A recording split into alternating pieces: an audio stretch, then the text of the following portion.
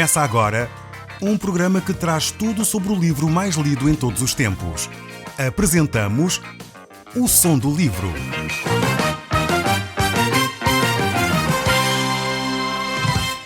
Seja muito bem-vindo. Neste podcast vai encontrar o livro mais conhecido e lido em todo o mundo.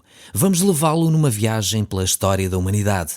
Este é um audiolivro para si, para a sua família e sociedade em geral. Contextualização e comentários de Paulo Chaveiro. Eu sou Paulo Chaveiro e nós hoje estamos a estudar o livro de 1 Tessalonicenses. Nós no último programa terminámos o capítulo 3, mas mesmo assim eu gostaria de voltar ao último verso do capítulo 3, ao verso 13 deste capítulo. Nós hoje gostaríamos de iniciar o estudo também do capítulo 4, mas mesmo assim faz sentido voltarmos a esta ideia. Diz assim, e começamos logo a olhar para este verso, diz assim o capítulo 3, verso 13. A fim de que seja o vosso coração confirmado em santidade, isento de culpa, na presença de nosso Deus e Pai, na vinda do nosso Senhor Jesus, com todos os seus santos. Este texto aqui indica que os santos virão com Jesus, quando ele vier estabelecer o seu reino. Quando é que Jesus vai julgar então os santos? É aqui que não se refere a alguns que foram canonizados. Esta ideia de santos aqui não tem a ver com uma confissão religiosa do nosso país ou de um país qualquer. Aqui a ideia de santos tem a ver com todos, aliás é uma palavra no sentido total, todos os seus santos. Não tem a ver com aqueles que foram ou não canonizados por um determinado grupo religioso, tem a ver com aqueles que confessaram e aceitaram Jesus Cristo como seu Senhor e Salvador. A ideia aqui de santos tem a ver com esta imagem, então, de todos aqueles, em todas as épocas, que se relacionaram com Deus de uma forma pessoal. Santos significa aqueles que foram separados para. Então, todos aqueles que são separados por causa do amor de Jesus Cristo são considerados santos. Provavelmente, se você tomou uma decisão para seguir a Cristo, você é santo. Assim como eu sou santo. Isto agora há duas ideias, e o apóstolo Paulo aqui fala da santidade, por um lado, confirmados na santidade, tem a ver com duas ideias concretas. A primeira santidade, podemos dizer, ou a primeira questão relacionada com a santidade, tem a ver com uma santidade posicional. Nós somos colocados numa santidade por causa da pessoa de Cristo, é uma santidade posicional, portanto, de aqui esta ideia é de perfeição por causa de Cristo, por isso é que muitas vezes nas Escrituras vemos que Deus nos desafia à perfeição, sede perfeitos como perfeito é o meu Pai, sede santos porquanto é santo aquele que vos amou. Várias expressões nós encontramos na Bíblia que nos desafiam a esta vida de santidade, de perfeição, de caminhar numa nova realidade espiritual. E aqui está a falar essencialmente da nossa posição. Depois então temos uma santidade prática, uma santidade que é posta no dia-a-dia, que tem a ver com as opções que nós fazemos, no fundo, entre o bem e o mal. Aquelas opções que nós temos que tomar, nós temos consciência, como é óbvio, do bem e do mal. Você tem, eu tenho, e é mais interessante ainda que até aqueles que não têm Cristo têm. Portanto, não sei se você já reparou que quando uma pessoa vai à igreja, quando a pessoa lê a Bíblia, quando a pessoa ora, as outras pessoas têm os olhos colocados em nós. E quando nós falhamos, as pessoas dizem logo, então, mas tu vais à igreja e fazes isto, então tu lês a Bíblia. Não sei se já aconteceu consigo. Se já aconteceu é bom sinal, por um lado. Por outro lado é mau sinal porque você falhou em alguma área, mas é bom sinal porque as pessoas estão atentas àquilo que você faz e diz. Então, esta é a santidade prática, é a santidade do dia-a-dia, que nós temos que fazer opções entre mentir e não mentir, entre se calhar tirar este dinheiro que não é meu ou não tirar, devolver o dinheiro que a comerciante lá na caixa me deu a mais ou não devolver. São opções que têm a ver com santidade. Eu ser honesto ou não ser honesto, eu ser justo ou não ser justo, eu procurar o meu interesse ou procurar o interesse do outro, eu amar ou deixar de amar. São opções de santidade. Então aqui o apóstolo Paulo nos desafia a esta dupla santidade, uma santidade posicional que já temos em Cristo, e essa aí nós não podemos mexer, é nos atribuída quando nós nos arrependemos do nosso pecado, quando nós abandonamos o nosso pecado, Deus diz, ok, a partir de agora és santo. Depois temos uma santidade prática, onde nós fazemos opções no dia-a-dia, e aí é que nós podemos trabalhar, devemos caminhar nessa santidade, percebendo que a nossa santidade, mesmo essa prática, depende de Cristo. tem a ver com graça de Deus em nós. Não tem a ver connosco, com os nossos méritos. Tem a ver com o deixarmos Deus falar ao nosso coração, porque muitas vezes nós temos um coração enganoso, e nos enganamos a nós próprios. Precisamos que Deus nos ilumine o que é certo e o que é errado. Depois temos aqui uma outra ideia muito interessante, que é que o apóstolo Paulo fala aqui da vinda de Cristo. E quando nós falamos acerca da vinda de Cristo, há pelo menos 3 ideias, 3 palavrinhas, que são usadas para descrever este fenómeno da vinda de Cristo. Uma delas é a epifania, uma palavra grega que é utilizada para descrever a manifestação, o surgimento de. É uma palavra que foi utilizada sobre o nascimento de Cristo, por exemplo. Esta palavra epifania, não sei se estou a pronunciar corretamente, enfim, o grego não é propriamente a minha língua, não sou muito forte em línguas, mas esta era uma ideia.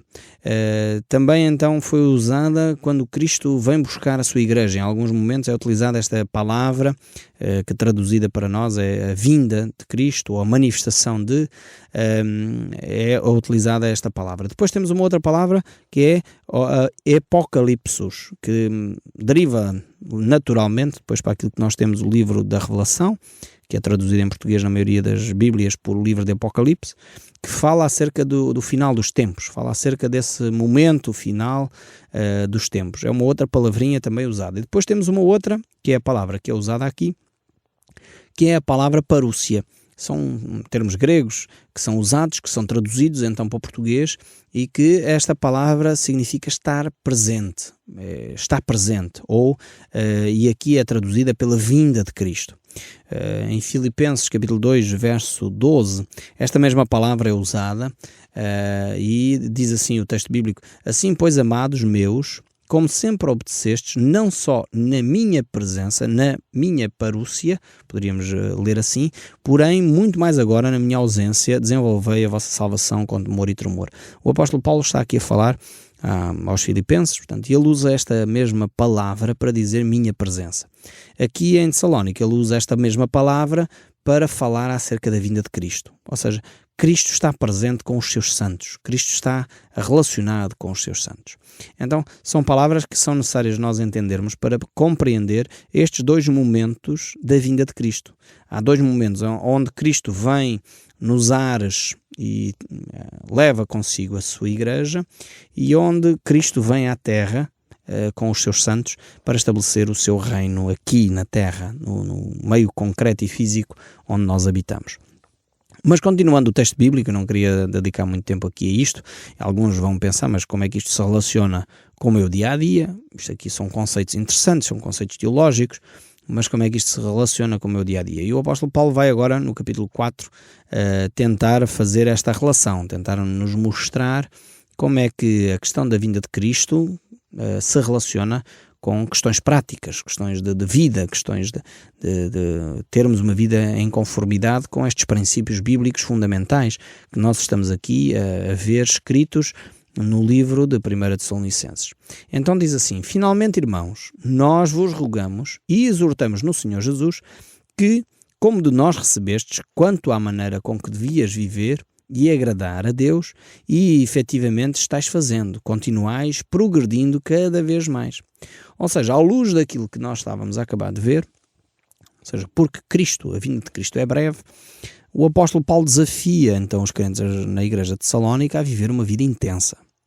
Ou seja, no fundo a Bíblia usa várias imagens para descrever esta nossa relação com Deus. Uma delas, que é muito interessante, talvez aqueles que são imigrantes no nosso país e nos estão a ouvir, eu sei que alguns estão, há várias pessoas que nos estão a ouvir, que vêm de países de leste e do Brasil e outros que estão aqui entre nós, percebem talvez melhor isto. Até nós, como portugueses, alguns daqueles que foram imigrados certamente entendem bem isto. Aqueles nossos ouvintes que estão nos Estados Unidos percebem muito melhor talvez esta imagem de sermos forasteiros, ou seja, a nossa terra não é aqui, a nossa terra é nos céus.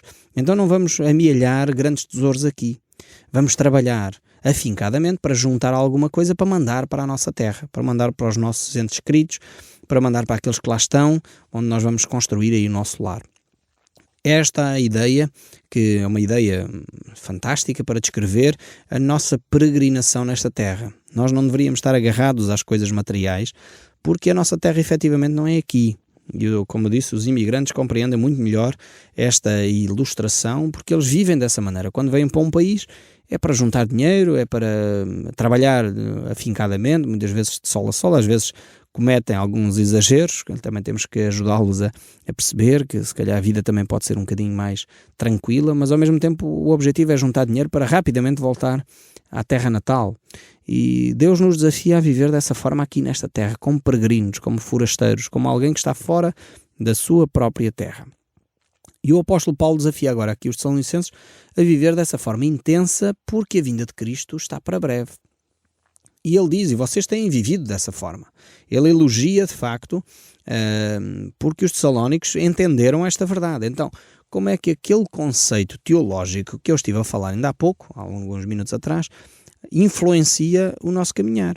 Se Cristo está para breve, e estava nesta altura, eu creio sinceramente que a nossa geração provavelmente será uma das gerações que vai assistir a estes fenómenos bíblicos. Quer dizer, acho que está tão claro cada vez mais nas páginas dos nossos jornais, e eu não estou a falar de Bíblia, estou a falar de jornais, nos telejornais, a gente olha para aquilo, é causa atrás de causa, é catástrofe atrás da outra, uma atrás da outra. E isto revela, de facto, que estamos a caminhar para o fim. A Terra não vai aguentar muito mais tempo. O sistema de vivermos nesta Terra, o oxigênio, os bens essenciais, estão a caminhar para o fim, estão-se a esgotar. Se nós não tomarmos medidas, que foram medidas que o próprio Deus nos deixou, Ele é que disse que nós devíamos cuidar da terra. Infelizmente nós não estamos a cuidar, estamos a estragar, a gastar. E muitas vezes exageradamente. O consumismo tem sido uma das razões fortes para o aquecimento global, que os cientistas tanto falam. Portanto, eu estou a falar mais de jornais, mais de notícias, mais de ciência do que de Bíblia. É uma constatação que nós estamos a caminhar para o fim. E de facto eu creio que isto ainda pode acontecer na nossa geração se nós não tomarmos algumas cautelas. E o apóstolo Paulo já alertava para isto. Então nós temos que viver de uma forma dedicada, efetiva, o amor ao próximo. Se nós vivêssemos assim, provavelmente não havia aquilo que é chamado o terceiro mundo. Se nós vivêssemos de uma forma intensa a verdade bíblica de amar o próximo, se calhar nós não tínhamos tanto lixo que é supérfluo para nós, mas que provoca um consumismo, provoca uma necessidade de fabricar mais material, mais alimentos, quando metade da população humana está a morrer à fome, está a morrer de sede. Isto é uma atrocidade, só nós seres humanos é que fazemos isto. Os animais estão muito mais bem organizados, podemos olhar dessa maneira e ver isso, quer dizer, os ecossistemas funcionam muito melhor do que nós seres humanos. Somos seres que estamos prontos para consumir até esgotar as coisas. Precisamos ser um bocadinho mais inteligentes, creio eu, do que isto. E o apóstolo Paulo está a constatar isso e ele diz, vocês estão a viver bem, estão a viver de maneira a amar os outros. E eu creio que nós precisamos começar a viver desta maneira também. Até a preocupação com aqueles que são mais carenciados do que nós. Termos uma preocupação efetiva de ajudar aqueles que estão em necessidade. Em vez de explorarmos, em vez de mandarmos os contentores de urânio enriquecido para os países mais pobres, porque ali, enfim, se aquilo rebentar não faz tanto mal, pensamos nós, matam uns quantos milhões de pessoas carenciadas. E é esta a atitude, infelizmente, do Ocidente. Precisamos de terminar com este tipo de comportamentos que põem em risco seres humanos que muitas vezes não têm condições de negociar porque estão em carências extremas. E nós, seres humanos, precisamos começar a amar mais os outros. Precisamos deixar de olhar tanto o nosso umbigo, precisamos de deixar de ser tão egoístas e começarmos a olhar um pouco mais ao nosso redor. E não precisamos levantar os olhos muito longe. Mesmo no nosso país, se nós tivéssemos este comportamento de uma forma mais digna, como diz aqui o verso 12, de modo que vos portais com dignidade para com os de fora e de nada venhais a precisar. Mesmo o apóstolo fala disto aqui no capítulo 4. Viver de modo digno, viver de um modo digno, preocupar-nos com os de fora. E isto tem a ver com o trabalho, tem a ver com a forma como nós nos conduzimos, tem a ver com a forma como nós nos preocupamos com os outros. Só que muitas vezes nós dizemos, ok, eu preocupo-me com os outros e quem é que se preocupa logo comigo? Esta é logo a frase que vem à nossa boca. Eu creio que se nós nos preocuparmos efetivamente mais com os outros, talvez não precisemos que ninguém se preocupe connosco, porque nós vamos cuidar de nós próprios. Aliás, o apóstolo Paulo nos diz isso, que nós devemos trabalhar de forma a que nada precisemos, antes pelo contrário, tenhamos ainda para dar aos outros. E infelizmente nós temos esta máxima que muitas vezes usamos, então, mas faz aquilo que eu te digo, não faças aquilo que eu faço. Não, nós temos que começar a não só dizer as coisas, mas a fazer efetivamente, deixar essa demagogia que muitas vezes se usa nos meios políticos, nos meios religiosos, uma demagogia de palavras, mas que não se transporta para a realidade. Não, a doutrina bíblica tem implicações diretas no nosso dia-a-dia. O Evangelho é para ser vivido, não é só para ser debatido, não é só para ser conversado, não são palavras ocas. Como diz o apóstolo Paulo, é o poder de Deus que está a ser manifesto quando nós agimos. E realmente nós temos que ter esta prática. Só que às vezes o exemplo não tem vindo de cima. Muitas vezes nós verificamos que os próprios líderes, sejam eles religiosos, políticos ou outros, não têm dado este exemplo. Isso não é desculpa, no entanto, para nós não fazermos a nossa parte. Se nós verificamos que de facto sejam padres, bispos, pastores, presbíteros, outro título qualquer que lá tenham à frente, alguns agora hoje gostam muito do título apóstolo, seja o que título lá a pessoa tiver à frente, não interessa muito, se ela está a viver fora da vontade de Deus, e infelizmente no nosso meio creio que uma das grandes razões para que as pessoas tenham abandonado o cristianismo de uma forma mais dedicada é porque as lideranças não têm vivido de uma forma coerente estes princípios bíblicos. Eu lembro-me, fiquei chocado uma vez, fui a uma missa e ao sair da missa era uma figura pública, um dos padres que tem bastante relevo público, saiu de lá e pegou num cigarro, começou a fumar e eu pensei, mas como é que esta pessoa diz que nós devemos ter o nosso corpo são, porque é o que a Bíblia diz. O nosso corpo é o templo do Espírito Santo, 1 Coríntios capítulo 3. E agora esta pessoa está a contaminar o seu corpo com vícios. Está a destruir o seu corpo quando nós sabemos o prejuízo que faz o tabaco à saúde. Eu não estou a dizer que o seu padre não é um ser humano, precisa tanto de Cristo como eu preciso, mas nós temos que ter cuidado de ser o exemplo, viver uma vida coerente entre aquilo que ensinamos e aquilo que vivemos. E se nós detectamos que de facto líderes religiosos estão a viver de uma forma errada, nós temos uma de duas formas de agir. Aliás, eu creio que só temos uma forma de agir. A primeira, como diz aqui Timóteo 5, voltando às Escrituras, verso 19, diz: não aceiteis denúncia contra presbítero, senão exclusivamente sobre o depoimento de 2 ou 3 testemunhas. Ou seja, não andar a falar dos líderes religiosos, o fulano tal fez e aconteceu, ou nas costas deles. Não fazer isso de forma alguma. Primeira coisa é, se há uma denúncia de alguém, nós temos que ter 1 ou 2 testemunhas que viu e que está disposta a tratar do assunto. Se não está disposta, então que se cale. Creio que este é o ensino que nós tiramos aqui de 1 Timóteo. Não podemos andar a falar dos líderes, levantar suspeitas sobre as pessoas sempre, constantemente, como se toda a gente fosse má. Não é verdade. Há muitos líderes religiosos sérios, pessoas que estão empenhadas na palavra de Deus, são dedicados, jejuam, cuidam das pessoas com dia e noite, como nós vemos aqui o apóstolo Paulo. São pessoas realmente extraordinárias. Temos que fazer justiça a quem justiça. A maioria dos líderes religiosos são assim. Mas depois há, infelizmente, um grupo mais pequeno que vai denegrindo esta vocação tão importante. E o que é que o apóstolo Paulo diz a Timóteo que deve ser feito quando isto acontecer? O verso 20 deste primeiro livro de Timóteo, capítulo 5, verso 20, diz: quanto aos que vivem em pecado, repreende-os na presença de todos, para que também os demais temam. Ou seja, se há um líder religioso que vive em pecado, ele deve ser repreendido publicamente. É o que o texto bíblico diz. E deve ser para que haja temor na igreja. Este é o princípio espiritual. Então não devemos temer este tipo de situação, temos que vivê-lo dentro dos padrões bíblicos. E quando nós vivemos dessa maneira, certamente nós teremos vidas cristãs que são um aroma suave, um cheiro agradável para a sociedade. Mas Jesus nos desafia que o viver dessa maneira não é só viver os 10 mandamentos. Às vezes alguns de nós pensamos, viver uma vida agradável é viver os 10 mandamentos. Não. Os 10 mandamentos são a base, é a coisa mais simples que nós devemos viver. Jesus diz que nós, em Mateus 5, não sei se está lembrado, o grande sermão do monte, Jesus nos desafia a viver muito acima dos 10 mandamentos. Aliás, o texto em Atos 15, o primeiro concílio de Jerusalém, diz que os mandamentos são mero aio, diz o apóstolo Paulo numa certa altura, e aqui ele trouxe um debate no verso 7 a 12. Eu vou ler este texto aqui de Atos capítulo 15, porque nos ajuda certamente a compreender para que é que servem os 10 mandamentos. Diz assim: havendo grande debate, Pedro tomou a palavra e disse-lhes: Irmãos, vós sabeis que desde há muito Deus me escolheu de entre vós, por meu intermédio, ouvissem os gentios a palavra do Evangelho e crescem. O apóstolo Paulo foi escolhido por Deus para pregar o Evangelho aos gentios. Este é um aspecto importante. Ora, Deus, que conhece os corações, lhes deu testemunho, concedendo o Espírito Santo a eles, como também a nós nos concedera. E não estabeleceu distinção alguma entre nós e eles, purificando-lhes pela fé o coração.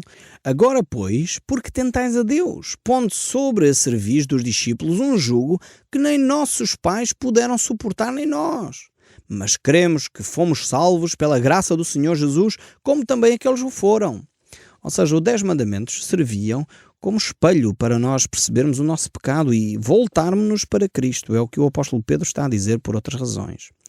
Mas voltando aqui ao nosso texto bíblico, o verso 2 continua este capítulo 4. Ele diz: porque estáis inteirados de quantas instruções vos demos da parte do Senhor Jesus.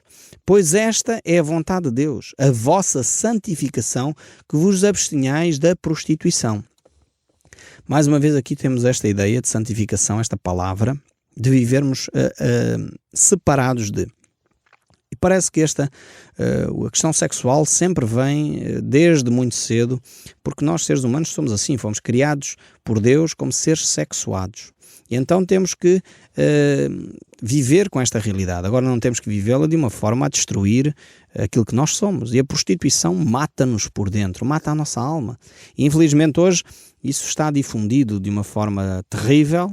Há acesso fácil aos canais de televisão privados, às internets, e hoje em dia as pessoas convivem com a nudez, com a prostituição, como se fosse algo natural. Não se vão percebendo que isso vai matando a sua própria alma.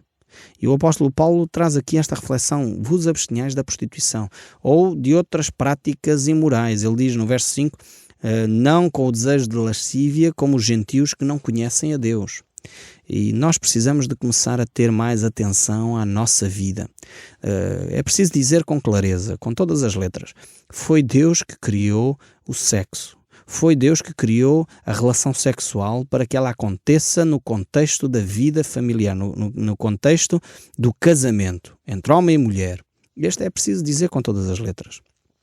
E tudo o que sai do casamento, da relação de compromisso uns com os outros, vai destruindo aquilo que é a imagem de Deus em nós. Vai denegrindo aquilo que era para ser bom e agradável na nossa vida.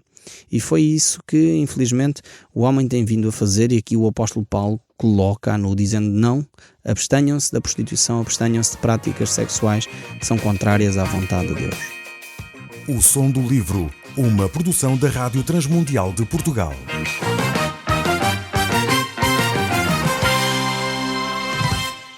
RTM. Conhece todos os nossos programas em rtmportugal.org. Uma produção da Rádio Transmundial de Portugal.